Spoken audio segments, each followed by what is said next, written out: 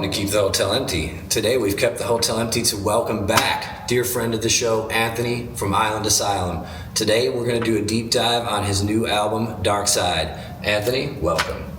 Thanks for having me, man. Oh man, I'm so happy. Say thanks for having me back. Yeah, I was gonna say, and I'm so happy. Those that have seen the show before can tell that we're doing a little bit of a trap setup here, and this is a fun little guerrilla thing we're doing, and I'm super stoked to be able to do this and talk about your new record, which I've listened to a ton in the last couple of weeks.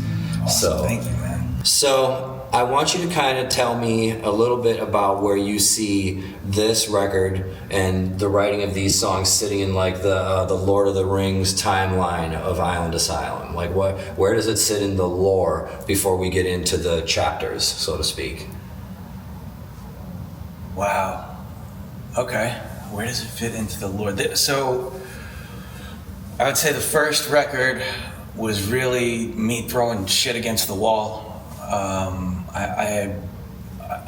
I was playing around with this reggae fusion thing, like how metal can I make reggae and how reggae can I make metal, and it wound up feeling more like a compilation than it did an actual album. It was let me try a song like this, let me try a song where I sound like these guys blended with this, and with the Dark Side, it was more, okay, I found a sound that I most wanted to emulate from the first record, which is a song called Tomorrow is Another Day. It's by far the heaviest song on that record. And I knew I wanted to get heavier. The first record I was figuring out, like, is this a reggae band with some metal flair built in, or is this going to be a metal band with some reggae flair built in? And just kind of naturally, I'm a metal guy. All the reggae stuff I was outsourcing to the best people that I could find, and I was getting help understanding reggae. Like, I knew what it was, obviously, I listened to it, but there was so much that I didn't know. So this one's just way more me, way more natural. So this is actually where the roads are gonna sort of separate. So this is an Asylum record, but I'm releasing it as Asylum and Anthony Asylum because most of my music has nothing to do with reggae. And right. If I leave it all under Asylum, none of it will ever get to see the light of day because it's just not going to make any sense. So this is where the roads are going to go like this. Asylum is going to have that stuff with the reggae flair in it. Anthony Asylum is going to be everything else. But still maintain some of the reggae flair? Or it's just for Anthony, no. Anthony is going to be, for everything else that doesn't fit into the Asylum world, okay. There needs to be a place for that to go, and this is like the perfect fork in the road because, yeah, there's reggae elements in the Dark Side, Dark Side, yeah, for sure. But it's a metal record more than it is anything else. Yeah, and specifically, it's a new metal record more than it is anything else. Yeah, and that's definitely one of the things that I found myself wanting to ask maybe about every single song, how you balance the mixing of the genres. But we'll get to that a little bit more because, I mean, how much do you have to think about, or how much do you consider, like you said, balancing the reggae and the metal? Because if it's too much metal, then it can't be reggae. And if it's too much reggae, then it ceases to be metal. You know what I mean? Like, yeah. So very easy. This record started out very differently, where I came to a point and I was like, fuck it, the songs are going to be what they are. If it's, this much reggae, that much metal, or vice versa, I don't give a shit. Let me just see what comes out. Because I find, like, anytime I go to create something and I say I'm going to create a blank, I fuck it all up and it comes out bad. Yeah. So I was like, let me just see what happens here. And I found myself in the beginning forcing more reggae elements. If you had heard earlier versions of the songs, they almost got a little goofy with how much reggae was in there. I'm like, this just doesn't feel right. So I wound up removing a lot of the reggae stuff because I just felt like it didn't fit the song. So was that song you were mentioning from your first record that was kind of the one you honed in on when you were starting to make this one? Was that partly because it seemed like it was the best balance, or it was the most cooperative mix of the elements? Nope, it was just the one I liked the most. And I found that specifically when it came time to market the record, that's not the most marketable song, but it was the one that I could market the most because I could actually say, yes, I like this, and I could push it out and say, this is something I actually would listen to and enjoy. And I couldn't say that for like the majority of that record, if I'm being honest. Right. Well, I mean, that's a lot when when you're, like you said, you're first just spitballing, you're first trying to see what there is to see. Yeah. You know what I mean? Can't be afraid to venture into that land, or you never get to the point where you can make the fork in the road, I guess. Right. So let's get to the fork in the road. Now we get to hear. I want to talk about the song, the album opening up with an introduction track. How important do you find that to have something like that to set up the albums, or was it more that this was just something that came out that felt like an introduction to you? Accident. Yeah. Yeah, total accident. It was something that I wrote years prior, and it was I think on the record it's only like a minute and a half long or something like that. It was a full 3-minute thing, but the last note of it just happened to go really well with the beginning, to thank my pain. And I forget at what point I realized, like, oh shit, like that's why you wrote that whole other thing. It was to be the intro to thank my pain and this entire piece. And that happens to me a lot. Like, I don't know why I write something until sometimes years later. I don't even know why I did something. And then I'm like, oh, that's why. So that was more. It more had to do with just it fit really well, and I like having intros. Like, Yeah, that's what I'm wondering. yeah. I'm old school in that sense. Like, I like when I would say the spirit of this intro is the intro to Iowa from Slipknot and the intro to Issues by Korn. That's the spiritual baby is my little thing that I did. Yeah, I was picking up a little bit on that Issues vibe with some of that, like, I don't know if it was backwards or what, that like mutilated sound and voice that kind of twists up towards the end. Yeah. Yeah, it was definitely giving me that vibe. So you said something like, you wrote this years ago, so that kind of begs the question, how do you write stuff? Do you have things where you have like a sketch pad of ideas, whenever they come to you, and then do you have stuff like, that you do with the band members that play with you? Like, when you're writing a piece like this, how, the kernel you said was something you had written years ago. How does that work? Do you just sit down at the computer and sketch out some ideas so you don't lose the nuts and bolts of it? Yeah, so this album should have been done years ago. But I kept on, I did a few things that are against my nature. One was I kept trying to add to it, right? The record's only 6 songs, but I have 5 or 6 other songs that kind of could have sort of made it, and maybe they'll see the light of day at some point. Maybe they've already served their purpose by getting us to where we got with the dark side, but I kept trying to add to it, but like it had been done for so long, and I just didn't know it yet. It's like this thing has a clear beginning, a clear middle, and a clear end, and I just couldn't see it until I don't know what happened. One day a light bulb just hit, like, dude, you're fucking done. It's done. It's done. Stop. Well, was part of that seeing this song as the introduction, or did you always have that set up like that? When did the beginning of the song flow start to reveal itself and say, okay, these are the 6 songs that are going to be, the horses we lead out? That was a learning process as well, because I also, there's 2 sides to me. There's the dark side, and there's a very goofy, silly goose in me as well. And sometimes I like to write songs that are very silly.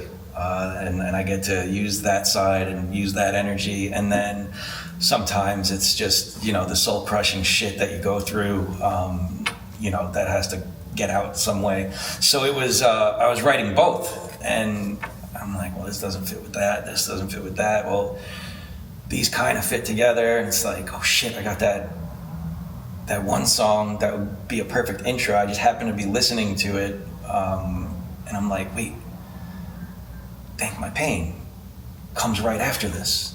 Duh. It was just one of those aha kind of moments. And then it started setting up the rest. Yeah, then it set up the rest, and you know, the end of the record as well. It's like, dude, that's it. That's the end. It's so obvious.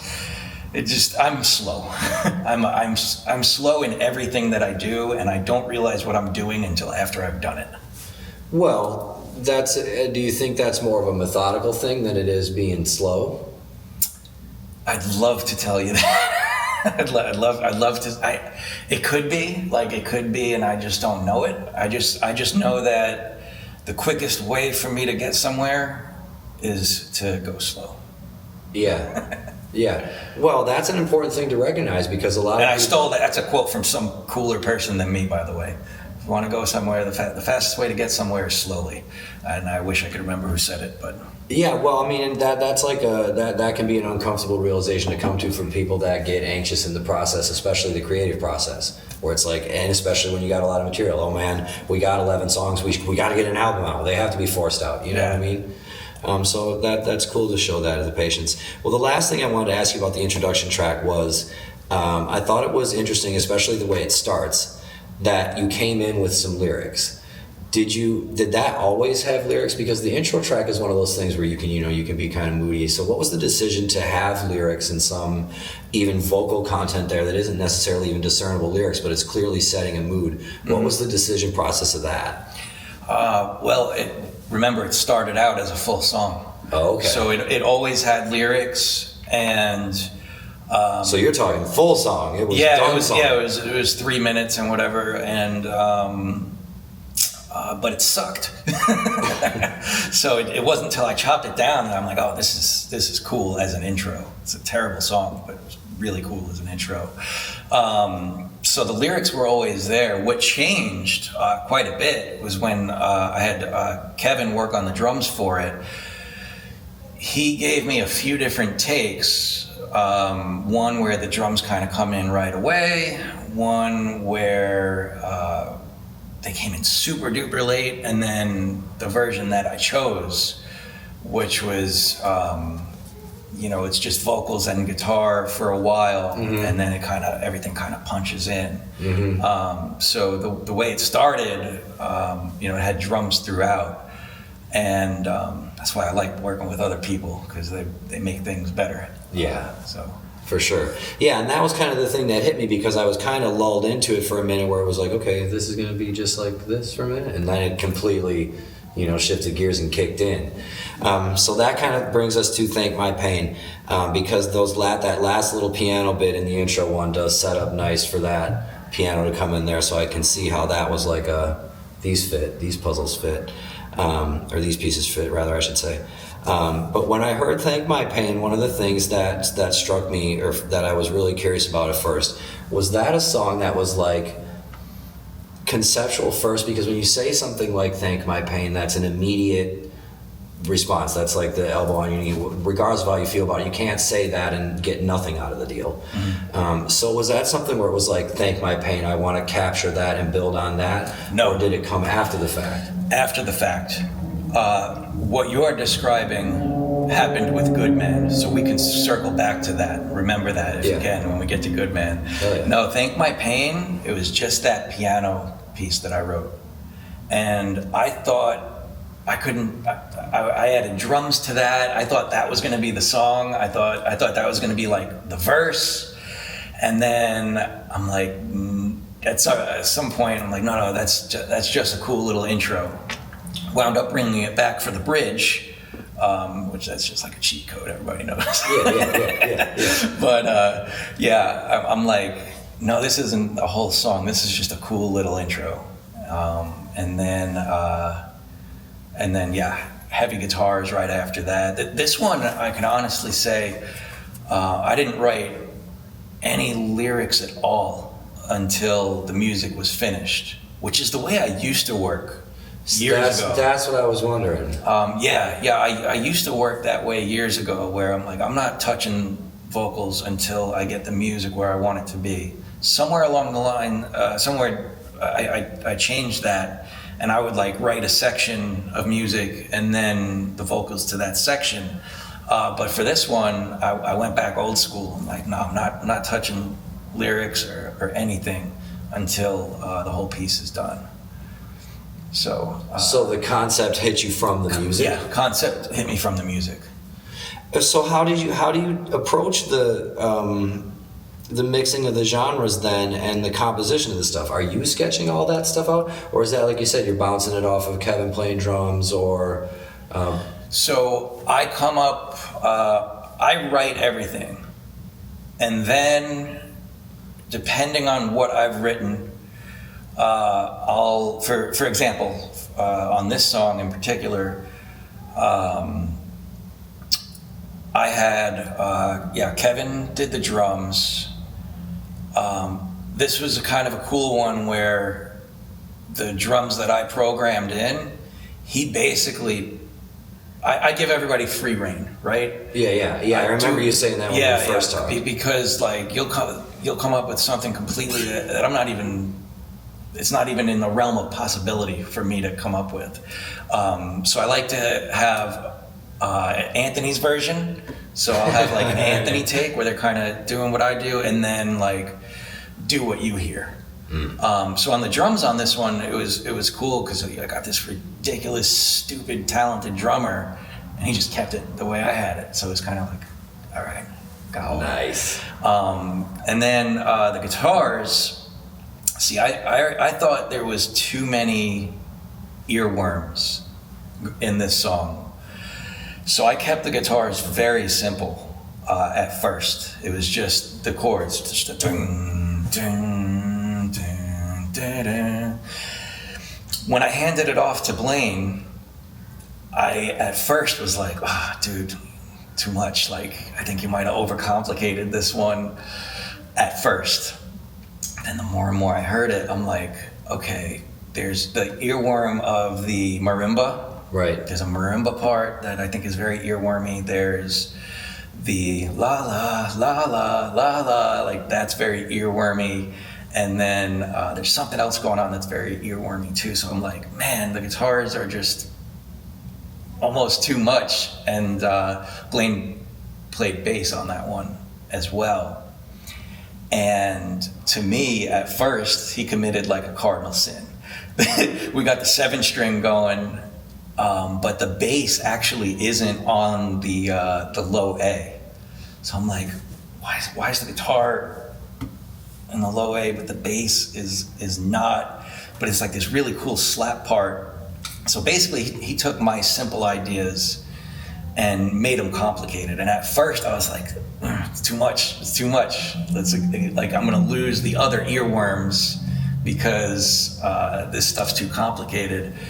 But after about 50 listens, I'm like, no, it's just now you can go back and hear something new every time. And that's why another thing I do when I work with people is I'm always like, give me a week or two. I'm not gonna tell you what I think about it. Give me a week or two, because I can promise you I'm gonna fucking hate it at first.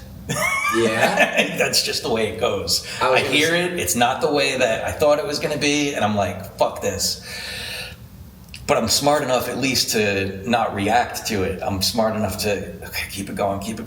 And then eventually I get there, I'm like, oh, thank God I let them do what they did, because it made it so much better. Do you get like demo-itis, as it were, where like you get used to hearing it how it was and it comes back, or is it more that? Yeah. Okay. Yeah, definitely. Yeah. Okay. So I figured as much. So when it comes to the approaching and the mixing of the genres, because that song is a really good example of that, because the topic of pain and all that is definitely more of a darker thing. It's not necessarily typical reggae fodder, right? But there is some reggae bounce in this song. You definitely got the genres mixing there. Is it something where you say to yourself, we got to make sure we have the reggae part, or the reggae part has to be this, or is it more like you said, like... At first, yes. At first, I was doing that, but I realized I had to stop doing that. For example, there was a bubble organ originally in the verses. So it was really leaning into it. I thought, it's reggae. This is the reggae part. Yeah. Gotta have the bubble organ. I'm like, it's too crowded. It's too much. Just kill it. And I think the song is better off that way. And there was a lot of skanking going on even in the choruses. With all the other shit that's going on in the chorus, I had like these skanks and maybe even a bubble. And then eventually I hit the point with the whole record where I'm like, I need to revisit this whole thing and just do what is best for the song. And meaning what I think is best. Don't fuck a genre. Yeah. There's no genre here. Let's just make a song. Right. Yeah, that can be a hard thing to do, Yeah. It seems, and that's why I was curious, because especially like with Island Asylum going for kind of a niche thing, right? Blending the reggae and the metal. It's easy to fall into that trap of let's add some shit to make it more this or more the other. Exactly, and that was one of the things that I noticed, and it'll probably come up when we get into the other ones. And I only got one other thing I want to ask you about this, but it's like, it seems that these songs have found a way, or you found a way collectively or whatever, to bring the reggae vibe without having it have to be so thick. You know what I mean? Like even just a little bit of, the uppick and just a little bit of a major chord progression for a second. Yeah. It's subtle. It's subtle. It brings it in enough, to make it not just be solely metal sounding.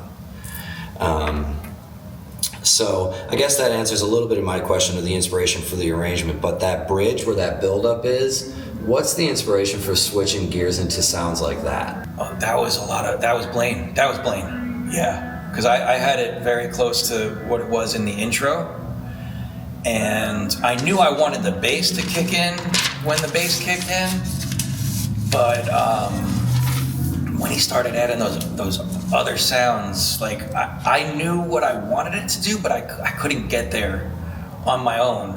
And part of the reason why I work with who I work with is because I know what they're gonna do before they do it. And if I'm stuck somewhere, it's almost like I know who could help me out of this jam. So I knew I needed it to sound that way. I couldn't for the life of me get it. And then the second I got it back from Blaine, I'm like, that's Nice. it. It's there now. So sometimes the inspiration just comes from letting the wheel go a little bit. Yeah, absolutely. Cool. Well, let's move on to Broken Brain. This is one of the ones that obviously it kicks in with the vocals right away and lyrics right away, and I like that your lyrics, your vocals are intelligible. I can hear what you're saying. I enjoy that because there is some story going on here. So I got to ask you right out of the gate, what's the catharsis in writing lyrics and a song like that? Okay. So, yeah, Broken Brain is, it's very obvious that I'm talking about myself and some issues that I have, but it's also kind of a love letter to everyone in my life, whether it be romantic or close friends. It's kind of a love letter and a warning to those people. Like, there's gonna be some shit. And I'm sorry. It's fucking part of the package. So the main inspiration behind that song, vocally, at least during the verses, was there's this, oh my god, brain fog. This is gonna hurt my feelings that I can't remember this guy's name. He plays Fart in Rick and Morty. He plays in Moana. He plays. Someone will have to comment section it, or you will have to. Yeah. Shiny. Oh man, I can't believe this is happening right now. But basically, it's a voice actor. Yeah.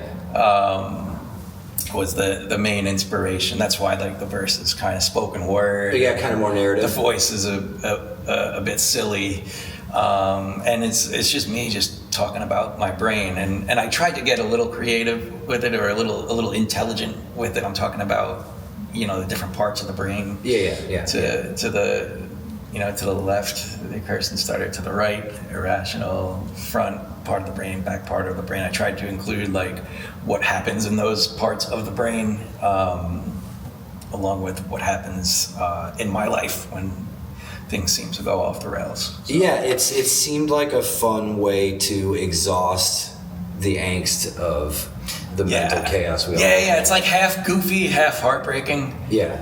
There definitely is a goofiness to it, no doubt. Yeah.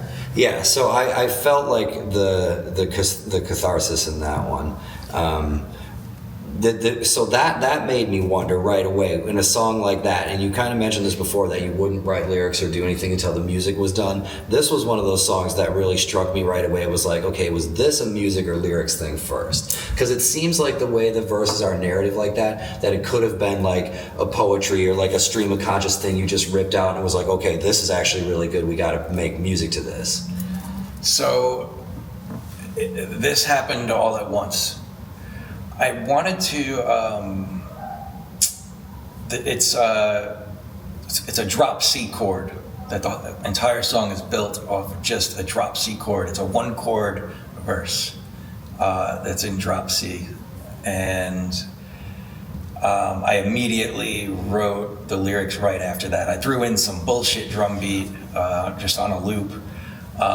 This one was more lyrics centric first than music. Like I had bare bones laid out for the music, but I wrote the verse section, and then I wrote the lyrics right after that, and then the part that I would call the pre-chorus, and then I wrote the lyrics right after that. So it was very much section by section. I kind of had the idea for the lyrics as I was writing the music.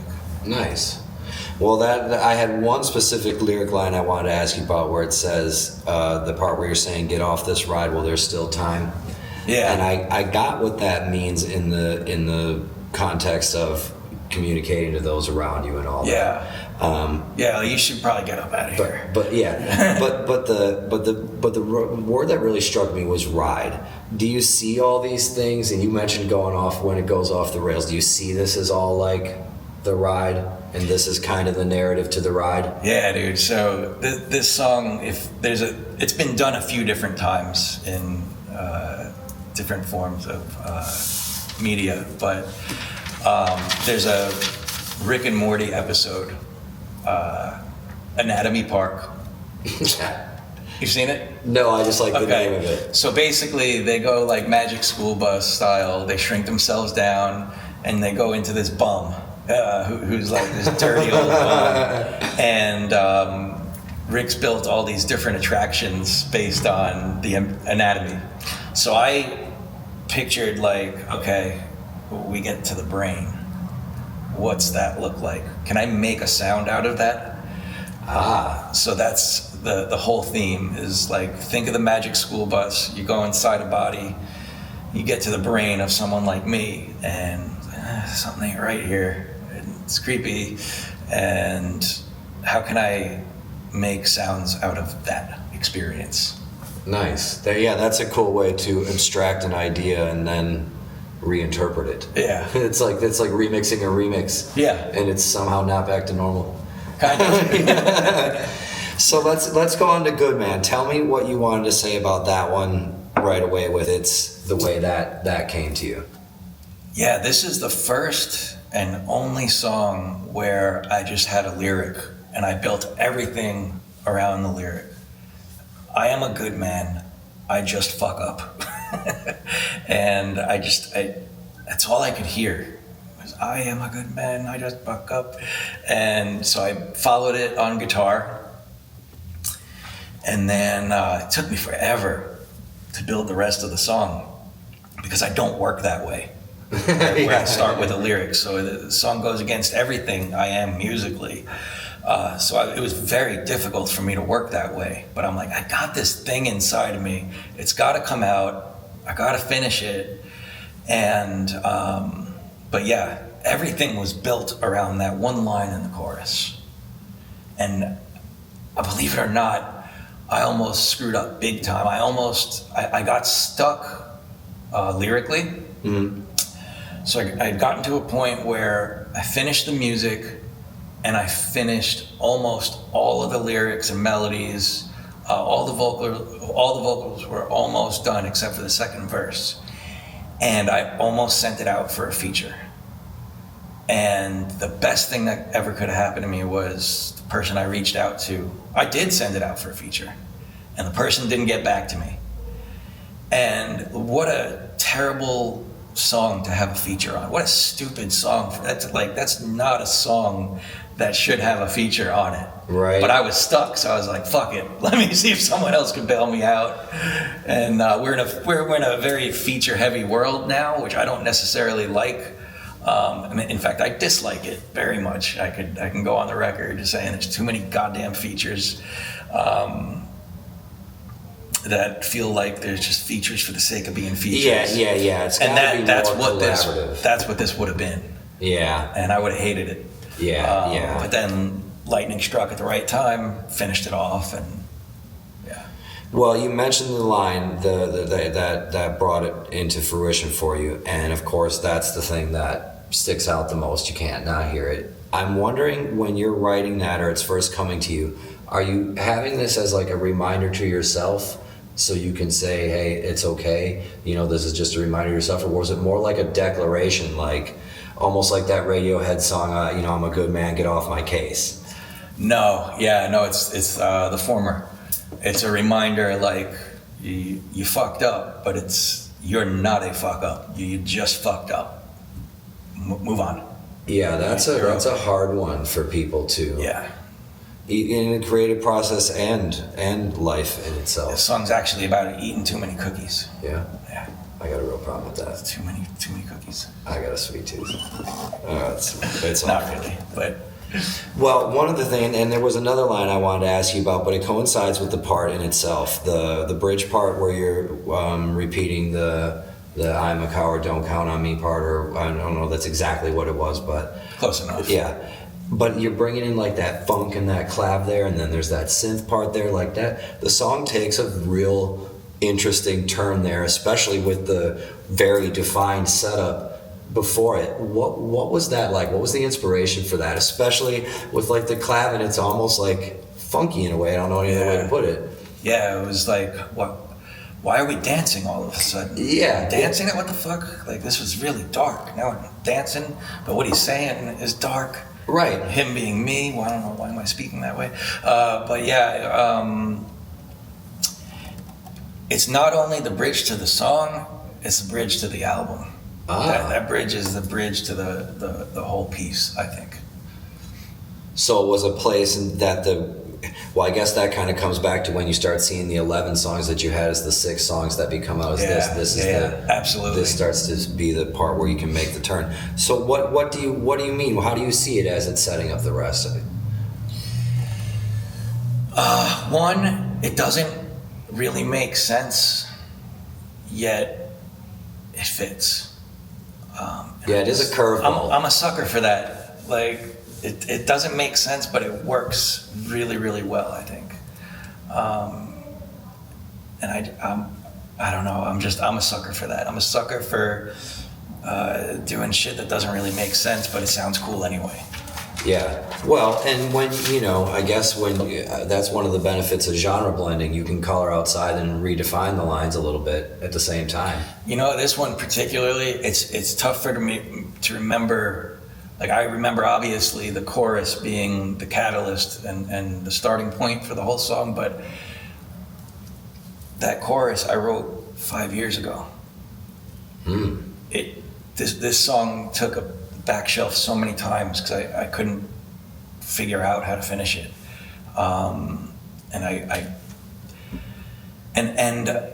it wasn't even trial and error. There was no trial and error. It was what came out next was the next part. But but it took me so long, again, because it's not how I naturally write. But it's tough for me to pinpoint exactly, why I did what during the bridge, because, it's like 3 years ago. Yeah, I was just wondering, like, were you like listening to a Stevie Wonder track, and all of a sudden I was like, let's put some clav in there, or, you know what I mean? Like, no, because it's just everything all at once. All of my influences can come out at any given point, and if I think it sounds cool, I'm doing it. Right. So when you're demoing stuff like that out, you're playing the keyboard parts and all that stuff to start roughing it out? Yeah. At first, yeah. I don't wind up playing hardly any guitar. There's some of my guitars left on the final versions, but mostly not. The keys are the most me, because if you notice, the keys are very simple throughout, and I'm just, I'm not a keyboard player, so it's going to be simple by default. Yeah. Well, it doesn't got to be Mozart in the back of what's going on. Yeah. You know what I mean? That would be back to your, it's too busy then. Yeah. So the keys on this are either me or Kurt. I ran all these songs by my buddy Kurt, who's just an amazing everything. The guy. Kurt is just an amazing. He's too good at too many things, man. Awesome. He could fill in any instrument, any bands, at any given moment. That's awesome. And that's a Swiss Army Kurt. Mix engineer, this kid, the way I call him a kid, he's a full-grown adult.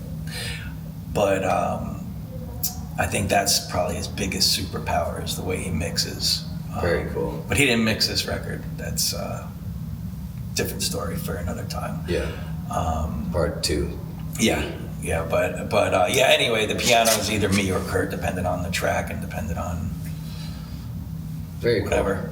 Very cool. Well, let's move on to Open the Gate. I have to get out of the gate. That's my favorite song. That one I really, and that's the thing I want to ask you about most. I really resonated with the traditional, what I see as traditional heavy elements of that, were like the whammy guitar and the nice thick tuned down. You know what I mean? It's got those familiar elements to anybody who's, been around this genre for however long. Was that more purposeful, or that was that one's DNA and it just came out? That was the DNA, and it just came out. I had that riff lying around since 2019. The whammy riff you're talking? The main riff. Yeah. Yeah. And that was a really accurate representation of what just did right there. If you ever need to do this a cappella, I'm in. Yeah, all right, we can get it done. That's actually my favorite song on the record as well.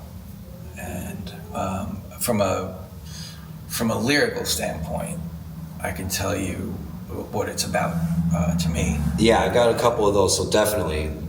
You want me to get into it now? Yeah. No, okay. Get into it. So, my entire life, I've been afraid, scared of everything. Every new level of anything is met by immense fear, whether that's going from kindergarten to first grade, going from 6th grade to 7th grade. Now I got to change classes. What the fuck is this? Yeah, right. Changing schools, everything, a new job, being around new people. And this song is where I'm finally like, what good did any of that do you? Like, this is the song where I say, fuck it, open the gate. We're changing. Let's just hit this shit head on, and specifically death. It was a way to me to get over fear of death, right? Death, it's just a part of life we haven't experienced yet. I heard that from Mike Tyson. Why the fuck did it take Mike Tyson for me to learn that. That's a lesson I should have learned somewhere else. Yeah, you never know who the message is going to be. Yeah, so it's like, you know, whatever this next step is, meaning after this life, like I'm done being scared. Fuck it. Something new happens, fuck it. Open the fucking gate. And there's kind of like the song kicks off with what sounds kind of like a cannon, too. So that's like the literal, open the gates to war, kind of deal. So where did you write that one in the timeline of all the rest of these songs? The riff that you're referencing was 2019. Didn't touch it again until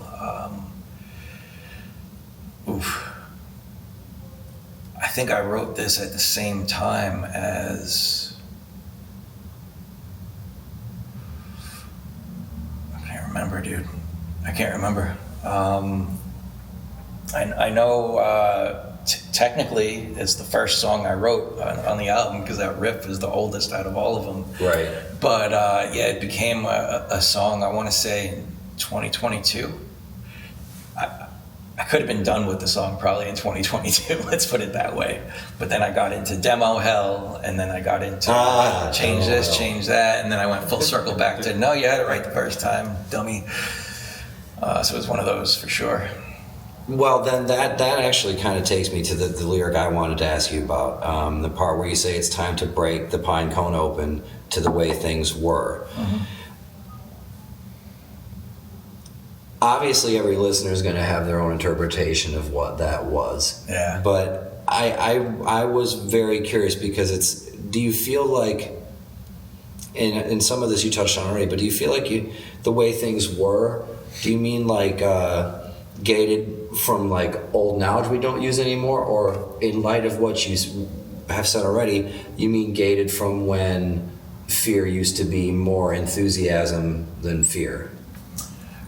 No, I mean lost knowledge. I mean primal times. That was kind of the impression. Yeah, the pine cone. You know what the pine cone is? Pine cone is the pineal gland. Gotta break that fucker open. It's been calcified. We gotta get back to the way things were, meaning before all this bullshit, before consumerism, before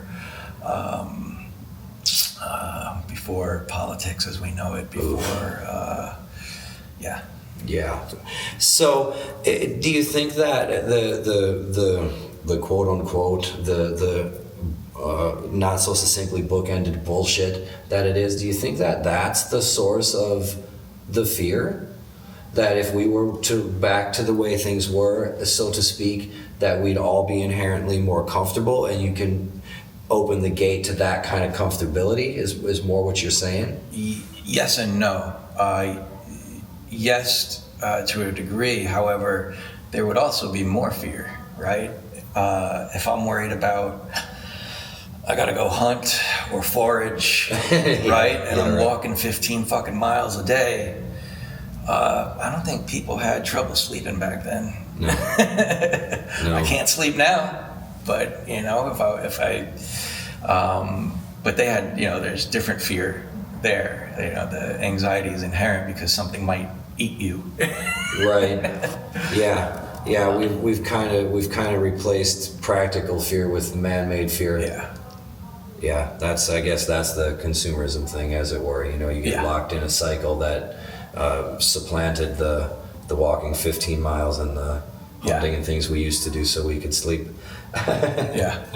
Yeah. So, do you have plans to play? Or I guess I know the answer to this is yes. Before we get to the last track, because that one is kind of the one I had more questions about. Sure. Open the Gate seems like one of these songs that would just be a smasher live. What do you plan, and how do you plan? What are your intentions on doing this live? I know it's a little mission drift to ask that in the album deep dive, but being that Open the Gate just has that traditional philosophy, or ferocity, I should say, and it comes out with that riff kick to the face right away. Like, that song begs to be played live. I agree. Yeah. So how do you plan on doing that, or do you plan on doing that yet, or is that like we gotta wait to see what happens yet? When there's enough demand for a show, there'll be a show. I'm at a different stage of life now where, like, nothing against people that go eat shit at a local bar, but I'm not gonna go eat shit at a local bar in my hometown. I don't have that in me anymore, and I want to play checkers rather than chess. Opposite. Strike that, reverse it. That's the Willy Wonka. Strike that, reverse it. I want to play chess rather than checkers. When I'm trying to build the demand for something tangible and a live show, I'm trying to build that demand digitally, which is kind of crazy. But it's more about I would like to jump on tours that make sense. We live in what's very cool about right now is the national tour is kind of a bad thing, but the national tour is becoming less and less prevalent, and regional tours are becoming more and more. And I think that was partially a pandemic thing at first, but now I think even the big bands, they're just like, you know, I'd rather travel less. And so I that's where I'm going with this. I want to play 10 shows a year that make a lot of sense with the right bands, the right bill. And then, you know, obviously, eventually I'd love to be, headlining my own 2-week stints in different parts of the country. But, you know, first you gotta, open for the right people. Yeah. And I'm just going about everything differently now. I wish I had more money. So to break kayfabe here and to peel the curtain back for anyone that doesn't know, this whole thing is money. The whole fucking thing is money. The real viral moments, they're sure they let 1 or 2 real ones get through, and those people get big for a minute. But you can do whatever it's both a good thing and a bad thing. You can do whatever you want in this business if you have enough money. Right. I don't have enough money yet. And enough money to me means my house is paid for in full, no mortgage, and the taxes on it are prepaid for the foreseeable future.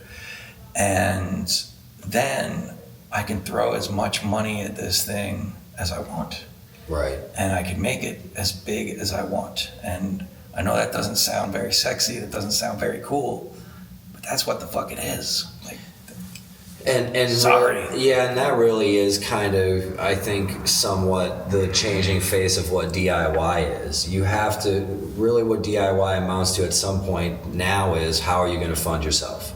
You know, and that's always been the case, but you can't survive on, like you said, bar gigs and whatever. If you're going to try to, make your creativity sustainable, you're going to have to throttle it up in some regard. But I think one of the cool things about that being in a niche like you are is, like, now you have a chance to find your 5,000 fans or 10,000 fans or 15,000 fans and be able to go regionally play and things like that. So I think it is cool that you've noticed that change too, and there is some hope. When I get to a point in life where I'm financially comfortable, then I can. I mean, you know what it is, man. Every dollar I put into this thing right now, I have to assume I'm throwing it out the window. Right. It's just the way it is. And I don't have enough of that money that I can throw out the window where I can make certain things happen. Yeah. But I will. At some point. And you know what? If as long as I stay in some kind of shape, that's what I tell myself. As long as I stay in some kind of shape, am I going to care if the dream happens when I'm 39, 49, 59? Is it really going to matter? No. If I That's get a good there, point. If I get there, I got there. That's a good point. Right? It's all about the journey anyway. So. Very good point. My favorite point. It is all about the journey. And being an artist, that's one of those things that if you lose sight of, you will fucking torture yourself. Yeah. I can go broke right now and go tour with whoever the fuck, right? But I'm not there. I'm not going to do that. Well, let's get to the last song. As it was labeled in the file, it said A Anthem. Is that correct? Yeah. Okay. First of all, tell me. I know English. Yeah, I know. So I figured as much as purpose. So first things first, why not an anthem? Why not an anthem? And I'm guessing or it I could probably, be anthem. Yeah. There's a couple different reasons. Yeah, I like the bait of it all. Okay, yeah. So it's a anthem for a couple different reasons. It could be Asylum anthem. Could be Anthony's anthem. Right. It could be American anthem. It also could be that we're chugging on a down-tuned A string for the majority of the songs. That's where it started. It was like, it's just, I'm chugging A the whole time. So it's like A anthem. Love it. And then I thought of the rest of the stuff. So rather than changing it to any other name, I'm like, no, let's just keep it stupid. I like that. Yeah. Well, and that well, then we're gonna skip ahead a little bit. The keeping it stupid, keeping it fun part. This song in particular, I think embodies a lot of what I hear is like the dark whimsy of this whole record. Do you see that as that? Do you do that? You know, is that an intention? Definitely the heaviest. Yeah, it's definitely the heaviest song. Well, but it isn't at first, and that was actually what I wanted to ask you about. Did you find it important to close the album on like this more positive vibe at first, but then all of a sudden it's just like bludgeon it to death? Yes. Yeah. Yes. So I viewed it as sort of the departure of this needs to be a reggae, whatever the hell, right? So we're gonna tease a very reggae opening. Yeah. Yeah, it's all major and it feels positive. Yeah. What up? Yeah, and then it gets bludgeoned real quick. So funny story about that one was this was another scenario where I was like, God damn it, Blaine, like, no. The opening, there's no trumpet at all. I had done the whole thing on guitar, and it was still very cheesy, that cheesy melody. Yeah. But it was on guitar, and it had the bubble and the cowbell, and it was meant to be very, very cheesy and catchy and goofy before the bludgeoning. But when Blaine sent the track back to me, he had replaced a lot of the guitar with trumpet. And I'm like, no. Same thing happened again. I hated it for like a week, and I'm like, oh yeah, this makes it so much cooler. Like for when the bludgeoning happens, yes, it's a hard makes it left. so much more dynamic. Yeah. Thank you, Blaine, for adding trumpet, you fucking goof. So that kind of brings me to the bludgeoning part. When that verse comes in, this may seem like a stupid question because I know the answer. I think I know the answer, but that's you singing there too, yeah? Yes. Okay. Why only that? It feels like that's the hardest, heaviest your voice is on the whole thing. Why wait to or only drop that part there? Was that purposeful? Because it almost didn't seem like it was you at first. Yeah, like everything else, it was not the intention until I took a step back, and after the fact, I'm like, yes, God, I got that right. Because it's teased from the first song there, right in the intro. I'm like kind of screaming, but it's like distant. Yeah. And then in Thank My Pain, there's like a background scream. The choruses are like a heavy voice, but it's not screaming. But there is a scream. And then Broken Brain, there's one scream. It happens to be the word fuck. And then in Good Man, there's a part where there's a scream but it's a backing scream. Open the Gate it comes more to the forefront during the chorus. Right. So it's kind of like teased, fuck you. Yeah, and that's really the thing I felt. It was like damn. And that's why at first I thought to myself, is that even him or was this a feature with it? Because you know what I mean. Yeah, I could see why you would think that. But then I was like, no, I'm 99% certain that is him. Yeah. You know. But then I was like, okay, well then why wait to really fucking take the lid off? Yeah. At the very end, you know what I mean? Because it is particularly crushing. And talk to me a little bit about the chorus, the approach you took to the chorus too, because those choruses are really big, and that seems like it's almost like a third turn. You know, it's like this reggae setup, you know, and then those verses are just like, oh, it's definitely on. Yeah. And then the chorus just opens up a whole bunch. Sure. Yeah. So, the whole song is a metaphor for the system, right? So the one thing that this song has in common with reggae, real reggae as a whole, is Burn Babylon. This is a Burn Babylon song. So you could take it literal, right? I'd like to see you spill your blood on that carpet. I'd like to see your bodies mangled and weak. Yeah.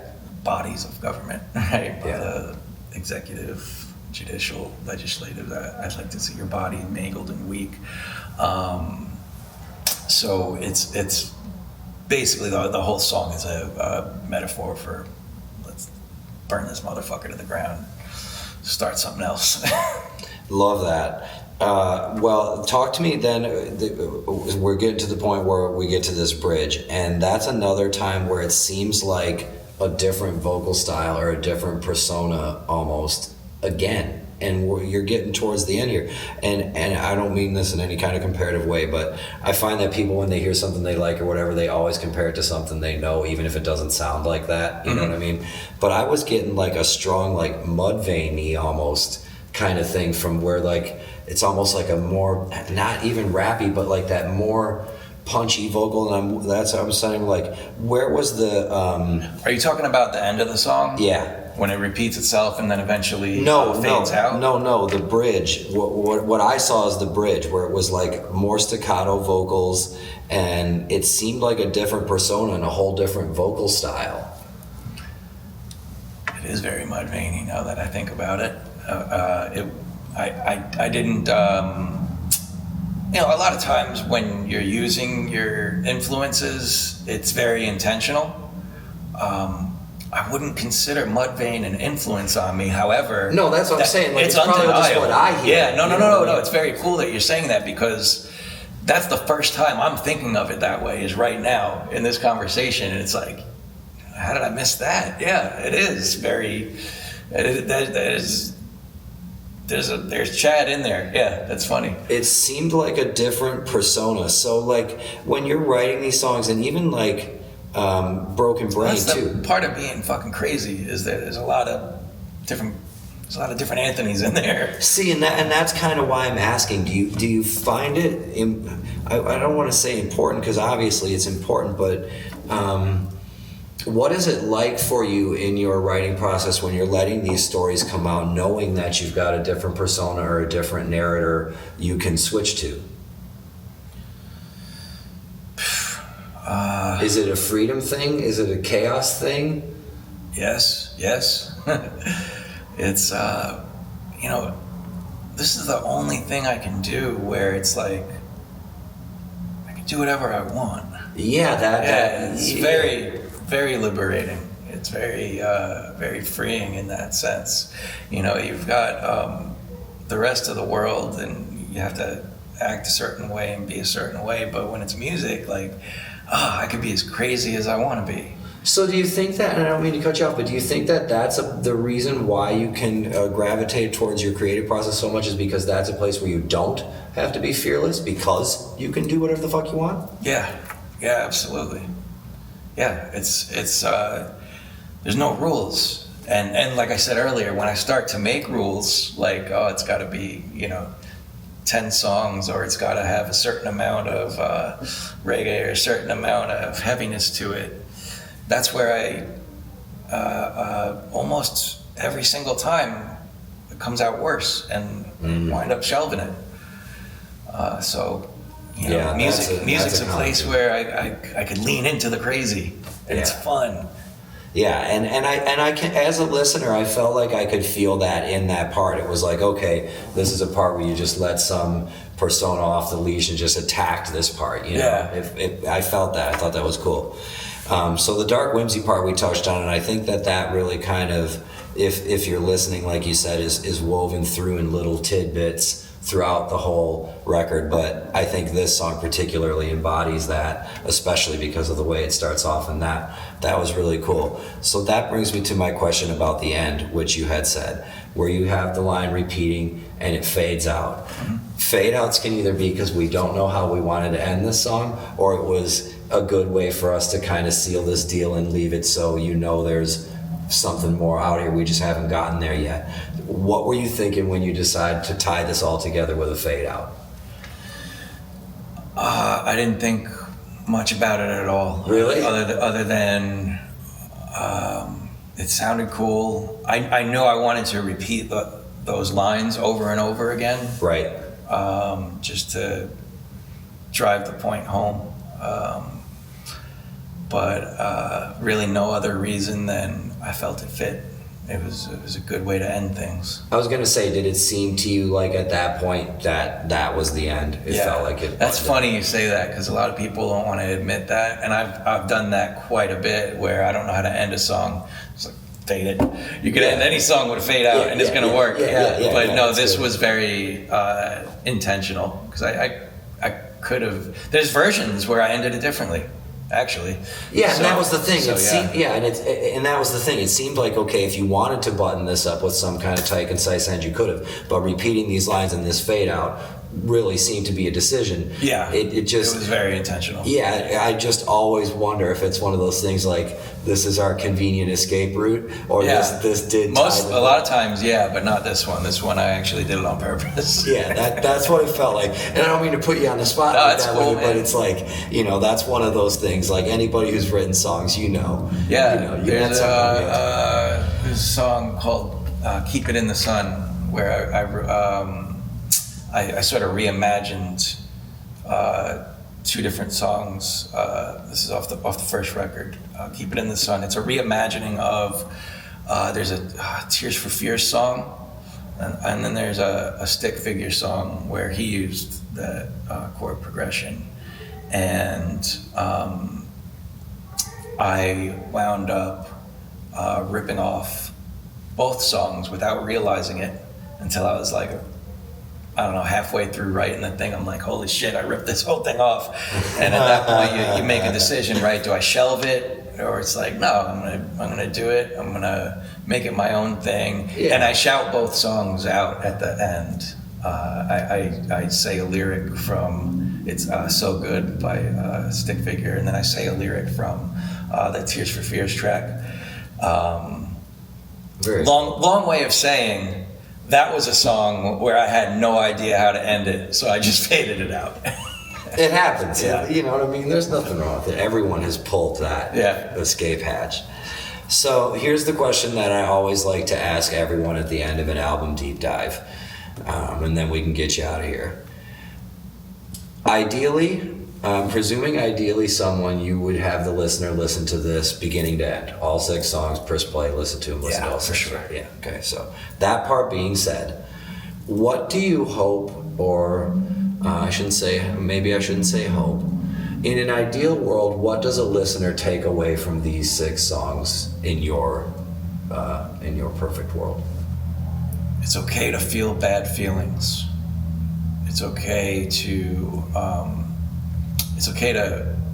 feel bad feelings. It's okay to feel evil feelings. Just, try not to do evil things. It's okay to feel like you don't know what the fuck is going on in your own brain or your own body. I feel like I'm getting towards very cliche here. Like, it's okay to not be okay. Yeah. That's a poignant thing to make in a unique way. You know what I mean? Because everybody feels differently about that. Like you said, it could be cliche to someone until you say it the right way, and then it resonates. Yeah. I think it's okay to think about killing people. Don't do it. Yeah. That's a. I write songs about it.